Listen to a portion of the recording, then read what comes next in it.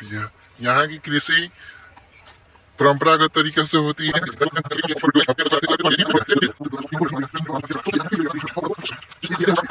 भाग चुके हैं।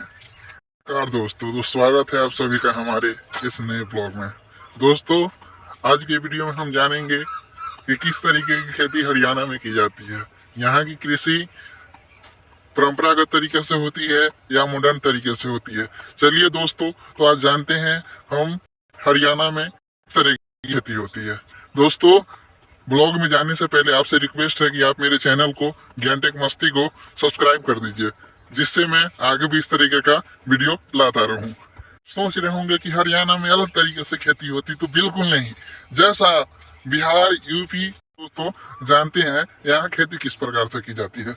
जैसा कि दोस्त आप देख रहे होंगे, यहाँ गेहूं की कटाई खत्म हो चुकी है और खेत में बड़े खूड़े, जो कहते हैं कि खेत काटने के बाद जो थोड़ा सा बच जाता है, उसे आग लगाकर खेत को उर्वर बनाने के लिए इसी में राख के रूप में छोड़ दिया जाता है, जिससे उपज अच्छी तरीके से हो। लोगों को देख के लगता है दोस्तों कि इन्होंने बहुत ही बड़ी संगीन अपराध किया है, जो एक समूह में बैठकर उन अपराधों को छिपाने का प्रयास कर रहा है।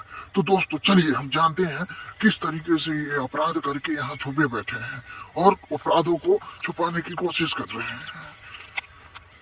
जैसा कि मैं यहाँ आते ही आप देख रहे हो कि सारे को भी भाग गए हैं, क्योंकि ये कानून के हाथ लंबे होते हैं और इन लंबे हाथों से, ये कानून के लंबे हाथों से ये भाग चुके हैं।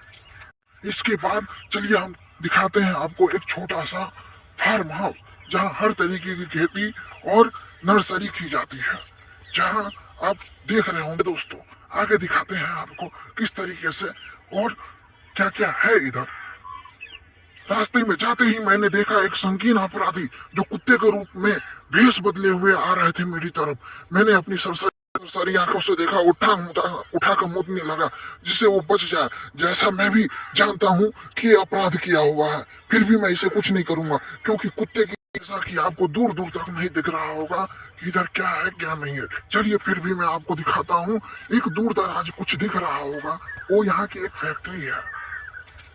जैसा कि आपको लग रहा होगा कि इधर सीमेंट की फैक्ट्री है, बट नहीं दोस्तों, ये राखों की बूंदे हैं, जिसे देखकर लगता है कि यहाँ बहुत से अपराध करके अपराधियों को जलाकर राख कर दिया जाता है और उनकी धन संपदाओं को लूट लिया जाता है, जिससे उनको कानून को कुछ भी पता नहीं लगे। जैसा कि आप देख रहे होंगे, बातों बातों में मैं कितना दूर चला आया हूँ।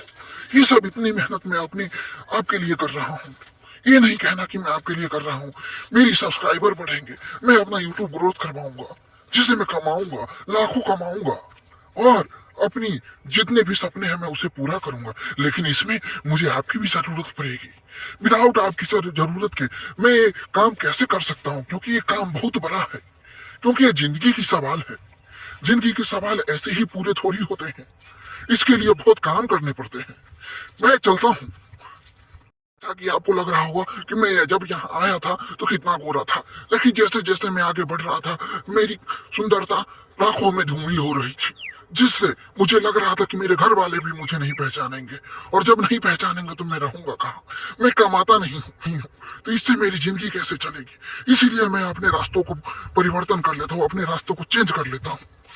अब जैसा कि आप देख रहे होंगे, मैं अपने रास्ते को बदल लिया हूँ।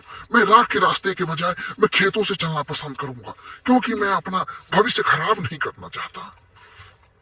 जैसे आगे बढ़ रहा था, मेरी धड़कनें तेज हो रही थी। धड़कनें तेज इसलिए हो रही थी कि दूर दराज तक कोई आदमी मुझे देखने को नहीं मिल रहा था, जिससे मेरी कलेजे फट रहे थे कि कोई इधर है या नहीं है। तो मैं इस तरीके से अपने ब्लॉक को आगे बढ़ा के धीरे धीरे जा रहा था। तभी मेरी नजर एक घर पे पड़ा, जहां मुझे लगा वहां कुछ आदमी होंगे। लेकिन मैं जब वहां पहुंचा तो कुछ दरिंदों की टोली थी, जो एक संगीन अपराध की अंजाम देने की प्लानिंग कर रहे थे। तो चलिए दोस्तों, यहाँ से मुझे जल्दी निकलना पड़ेगा, जिससे मैं अपनी जान बचा सकूं। मैं कोई नया अपराध करने को सोचता हूँ तो मेरी आंखें फरफराने लगती है। आंखें फरफराने की वजह यह है कि सूरज दादा मेरे ऊपर 24 घंटे नजर रखते रहते हैं कि आखिर ये करना क्या चाहता है। उनको क्या पता कि मैं यूट्यूबर बनना चाहता हूँ, यूट्यूबर बन के अपने सपनों को पूरा करना चाहता हूँ। लेकिन सूरज दादा मेरे ऊपर से नजर हटाए तभी तो मैं अपने सपने को पूरा करूंगा।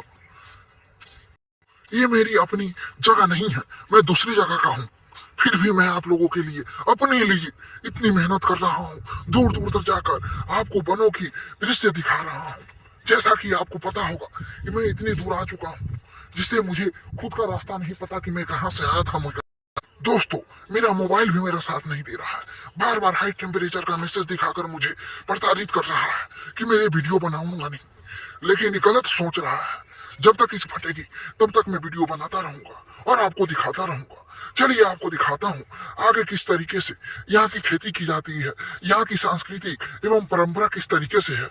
ये सारी चीज दिखाने का प्रयास करूंगा मैं आपको इस ब्लॉग के माध्यम से।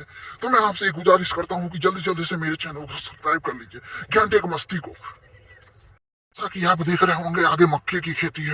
ये मक्के की खेती नहीं है, यहाँ अपराधों की एक रचना रची जाती है, माला पिरोया जाता है, जहां अपराधों को अंजाम दिया जाता है। ये अपराधों वाली नहीं है जैसा कि आप सोच रहे हो। ये अपराध आप भली भांति जानते हो कि इस मक्के में किस तरीके की अपराध होते होंगे, तो मुझे बताने की कोई जरूरत नहीं है कि इसमें क्या होता होगा। क्यों दोस्तों, मैं सही बोल रहा हूँ या गलत बोल रहा हूँ, कमेंट में करके बताइए इस मक्के में क्या होता होगा, किस तरीके का अपराध का अंजाम दिया जाता होगा, क्योंकि मुझसे अच्छा बेहतर तरीके से आप जानते होंगे। आपको देख के आश्चर्य होगा कि मैं बातों बातों में कितना दूर आ गया, जहां मुझे खुद नहीं पता कि मैं कहां से आया था और मिल जाने की मंजिल भी मुझे नहीं पता, मुझे रास्ते भी नहीं पता, मैं किस तरीके से जाऊंगा। फिर भी मैं हिम्मत करके आया था, हिम्मत करके जाऊंगा, क्योंकि मर्द को कभी दर्द नहीं होता, दर्द तो होता है कि सब्सक्राइबर नहीं बढ़ता है। इसलिए सब्सक्राइबर बढ़ाइए, जल्दी जल्दी मैं इस तरीके का जोखिम उठाने के लिए हमेशा तत्पर रहूंगा। दोस्तों, कुछ दूर चलने के बाद मुझे पता चला यहाँ एक संगीन अपराध का और अंजाम दिया जा रहा है। जी हाँ दोस्तों, ये अंजाम इस तरीके की है जैसे कि गांजा की खेती की जाती है। जैसा कि आप देख रहे होंगे पानी में किस तरीके से गांजा को डुबाकर उसे मौत का घाट उतारा जा रहा है। जैसा कि आप देख रहे होंगे ये कौन सा मौसम है भाई, अभी तो धान की खेती भी नहीं होती, गेहूं कट के अभी घर में गया है। ये कौन सी खेती है जिसके बारे में लोगों से छुपाया जा रहा है, सरकार से छुपाया जा रहा है। ये कोई मामूली चीज नहीं दोस्तों, ये हमारे गांजा की खेती है।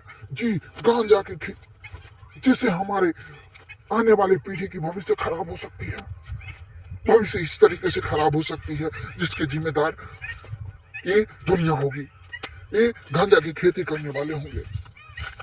तो मुझे लगता है कि अब मुझे घर वापस लौट जाना चाहिए, क्योंकि रात का मौसम बीतता जा रहा है। इधर शेरों का एक झुंड आता है जो दिन ब दिन लाखों लोगों को मारकर मौत का घाट उतार दिया है।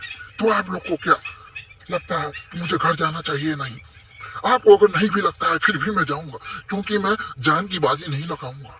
तो चलिए दोस्तों, अगर आपको ब्लॉग अच्छा लगा हो तो आप लोग चैनल को सब्सक्राइब, ज्ञान टेक मस्ती को सब्सक्राइब, कमेंट करना ना भूले, और आगे किस तरीके का ब्लॉग चाहिए कमेंट में बताना ना भूले।